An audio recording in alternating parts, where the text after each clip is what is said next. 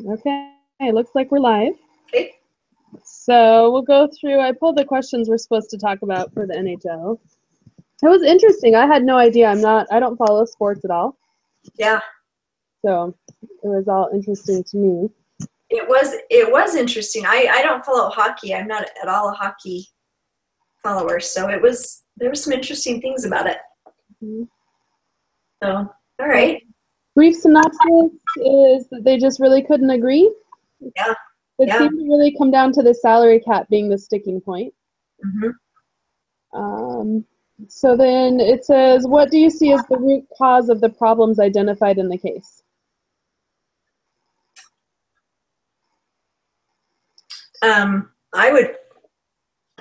The root cause, I kind of have to come back to, I think that they didn't understand each other. Yeah. I think the NHL president was so detached from what hockey really meant and what it was and who the players were that he was really good at a lot of other things, but not with that relationship. Okay. And I don't know that it would have changed things, but I do think that was a pretty huge weakness of his. But his go-get attitude and the way he made it bigger and really recognized, I thought was a strength. So I got really hung up on the financial records because I do work in accounting, and an audit is such a big part of my job, right? Yeah. I have to keep my books perfect. Hey, Angelo, glad you could join us. Hi. We're just talking about the root problems of the case. So I was talking about the financial statements that I think because they were a private company, they weren't required to publish and make those things public.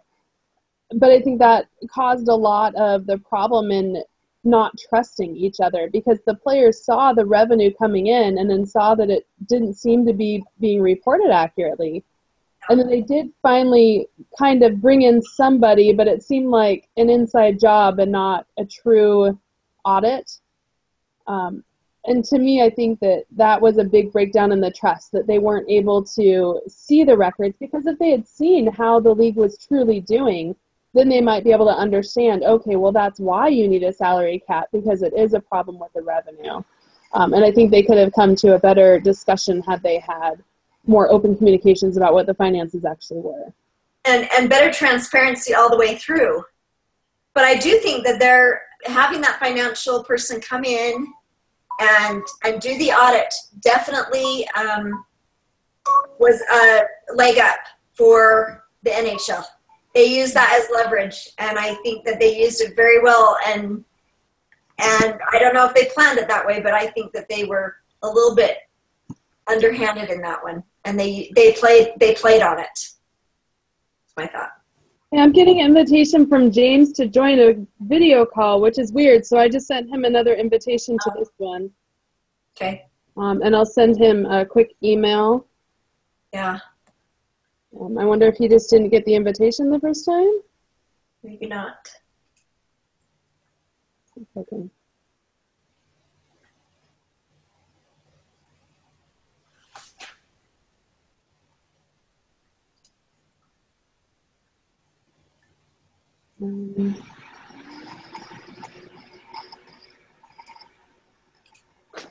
Oh, there he is. Hey, James.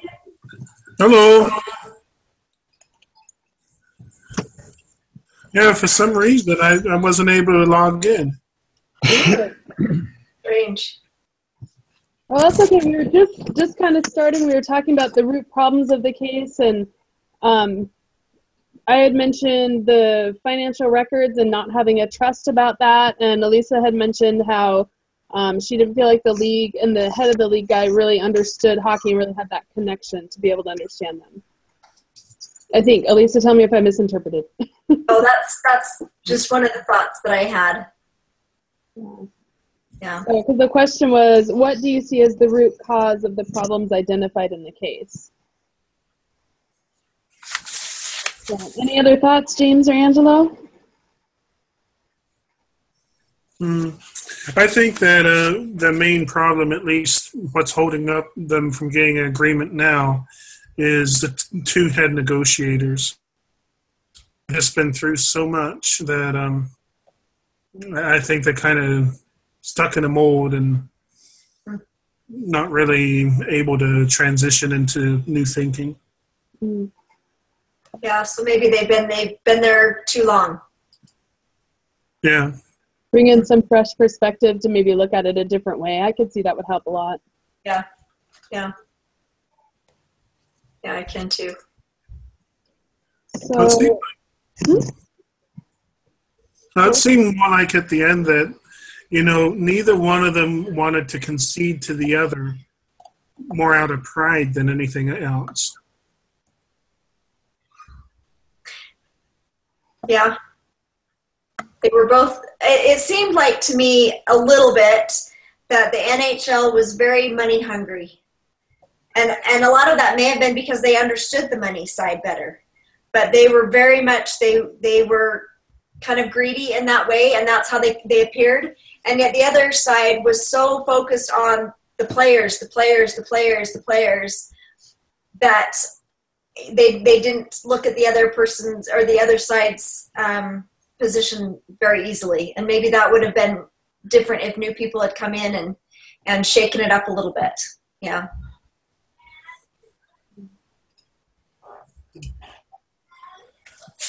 So the next question, it says, how would you describe the culture of the NHL? What are their strengths and weaknesses?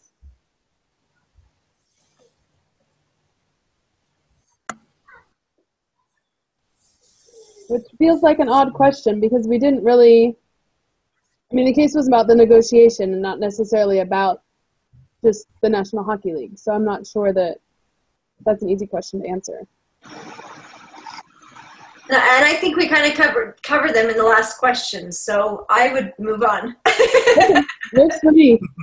Okay. Now we're going to get into talking about our BATNA and ZOPA. Well, I have to tell you really quickly that I Googled BATNA, but I put it BTNA.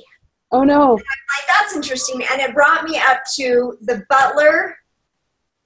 Now I can't remember what it was.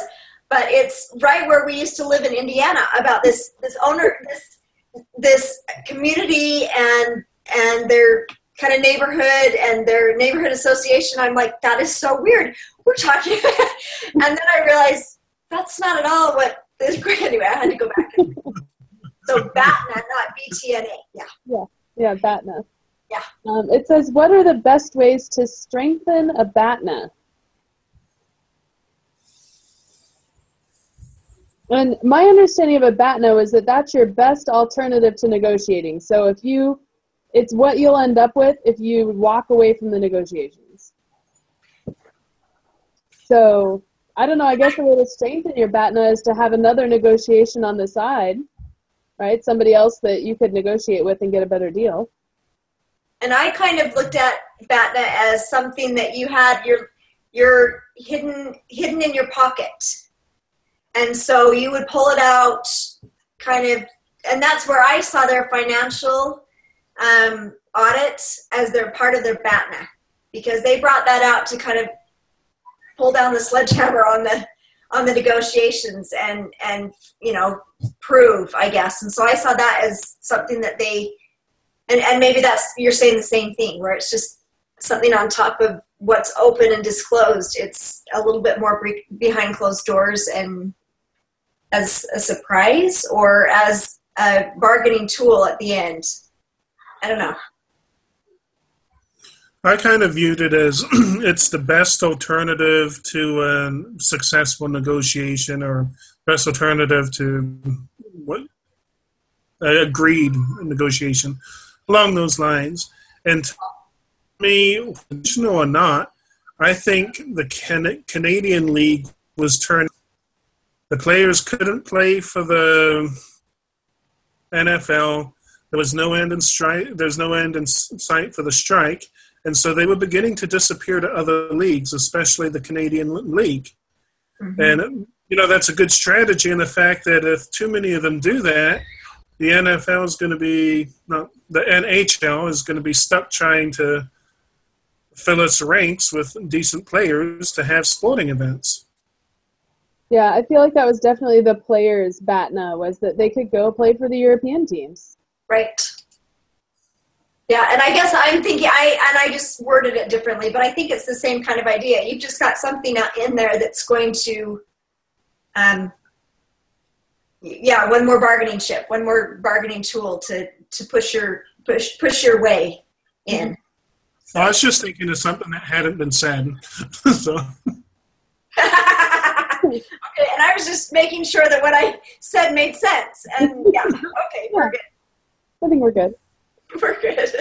So the next question's about the ZOPA. So ZOPA was your zone of possible agreement, right? So like if you're buying a car, you can spend between $3,000 and $5,000, right? That's your zone. So it says, is it possible to change another person's ZOPA? Why or why not? Well, I think it's definitely possible to change another person's ZOPA. I mean, it's like you said when buying a car, you're thinking $3,000 to $5,000.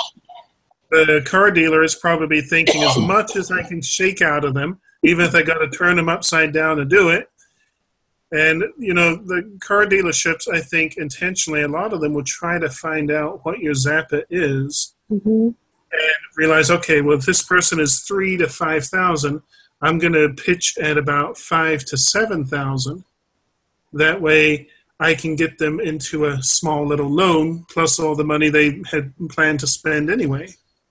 Yeah, no, I think you're right. I think that's a big part of the negotiation, is trying to change another person's mind and get them to be more like what you agree, what you think is right. And that's manipulation, really. I mean, and sometimes it doesn't necessarily mean it's bad, right? I mean, if you're negotiating with a 2-year-old about bedtime, right, sometimes you have to be a little manipulative. But I think that's the negotiation is about that, trying to change somebody's ZOPA and trying to get them to kind of be more compatible with your ZOPA. Yeah, it did seem like in the end, their salary cap was very one-sided. I mean, they didn't meet in the middle. It was very much more towards the NHL side than the players' side, and that was interesting. I can see a ZOPA where you kind of meet in the middle, but maybe a poor negotiation, you know, you lose more than you planned. So yeah, exactly. So the next question, it says, what barriers would you seek to remove and how specifically?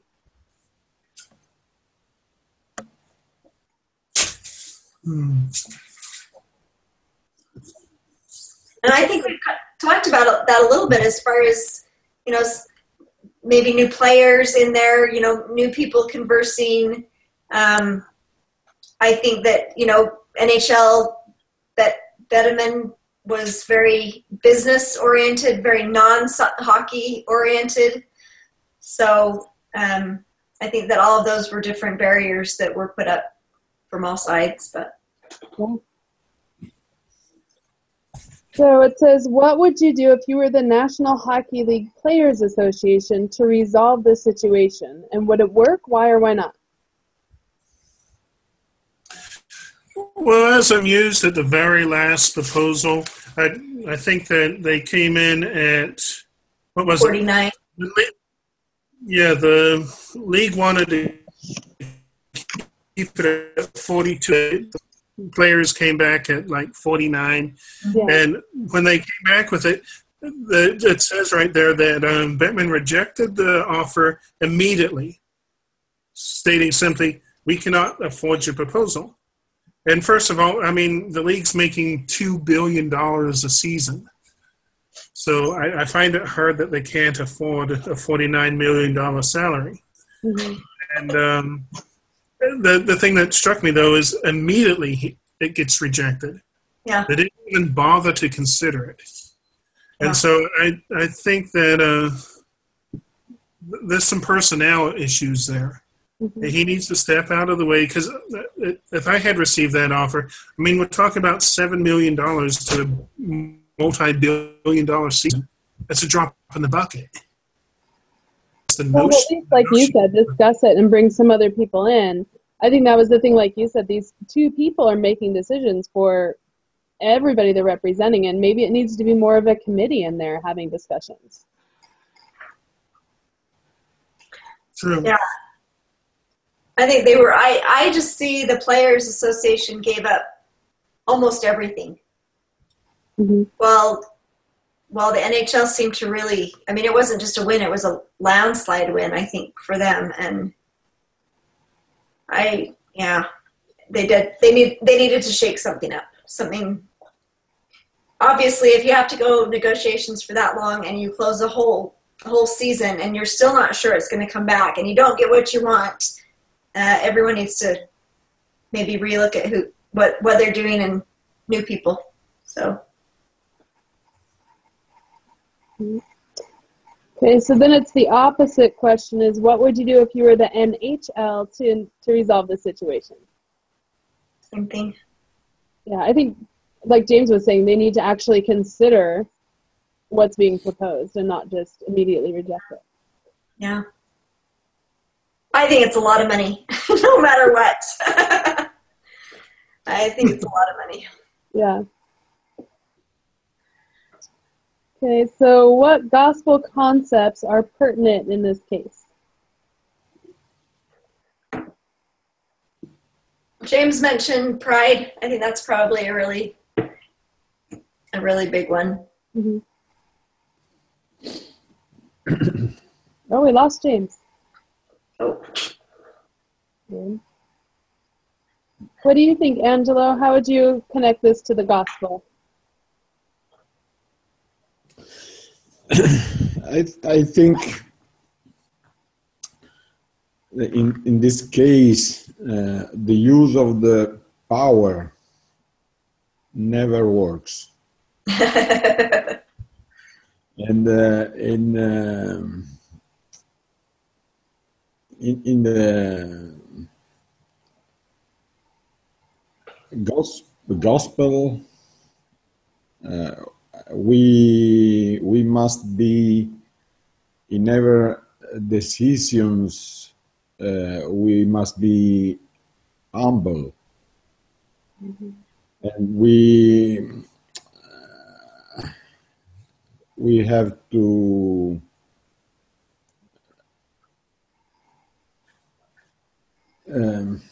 negotiate with more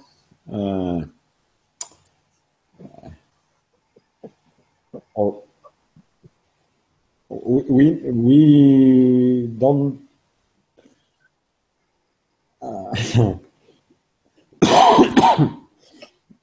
in this case I think Gary Bettman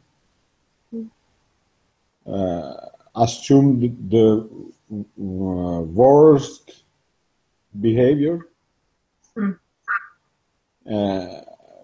because he was very pride,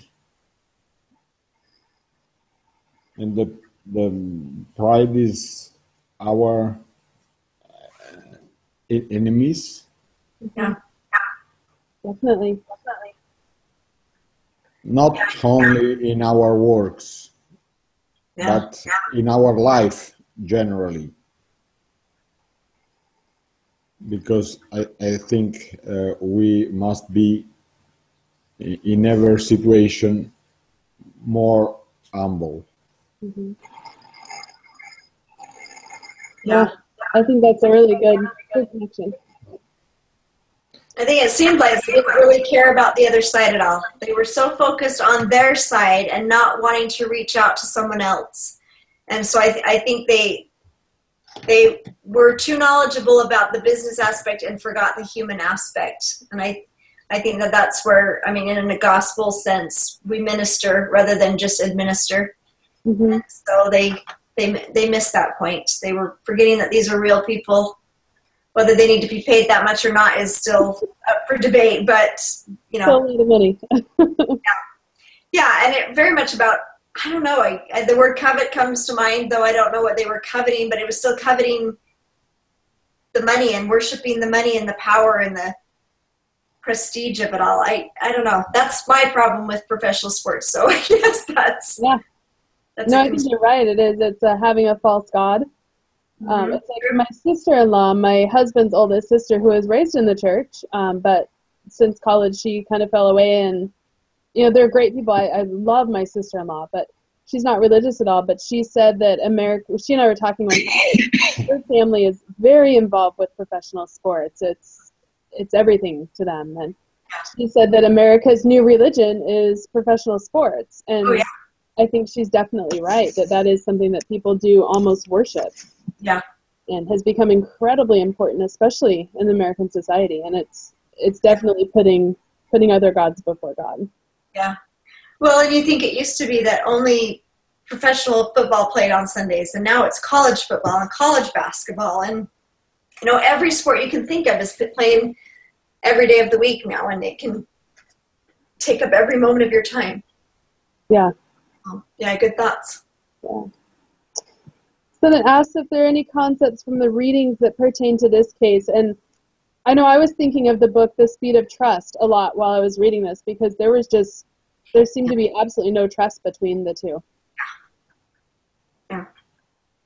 Yeah, they didn't like each other. And that whole financial transparency thing was, I think, a kingpin in the whole negotiation, and they didn't trust anybody. Yeah. I couldn't live in that world. That would be very hard. Mm-hmm. So any other thoughts before I share with you? I researched what happened. This is really interesting. I was really intrigued by what ended up being the end result of this. So after they canceled the season, everybody kind of just dropped it for a while, and they didn't meet or didn't negotiate because the season was totally canceled. And so then in June, they started negotiating again because they were concerned about the upcoming season.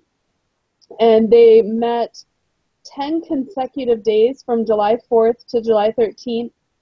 They were meeting up to 10 to 12 hours a day, having huge discussions, and it involved more people. It seemed like there was more of a committee there talking with each other. So like James was talking about, bringing other people in. And then what they ended up deciding was really interesting and really different from what I had expected. They reached the agreement on July 13th, and the agreement included a salary cap that would be adjusted each year to guarantee players 54% of NHL revenues, but it would also put in a salary floor, and that players' contracts would be guaranteed. And if the players' share, the players' share would increase if revenues rose to specific benchmarks. And the first year there would be a $39 million cap, but then it would adjust every year. And they were talking at one point about how it was difficult for some of the higher teams brought in a lot of revenue, and then the lower teams didn't bring in enough, and so they were trying to make that more equitable. So they talked about having a revenue sharing that the 10 highest grossing teams would put into a pool of money that would be split amongst the bottom 15 teams, kind of equalize things out a little bit. So I just thought it was interesting that at the time the case ended, the biggest hang-up was that salary cap. And you had one side offering 42.5 and the other side offering, 52? Yeah. 49 million. And instead what they ended up with was this much more creative picture and way of looking at it as a percentage of revenues, and starting off at actually $39 million cap that first year. So very different from what I would have expected.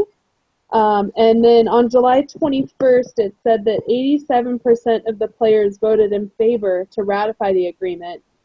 And then the next day, the owners, the NHL, they approved it unanimously on July 22nd. And so it was ratified then and started this, so they could start then the following season.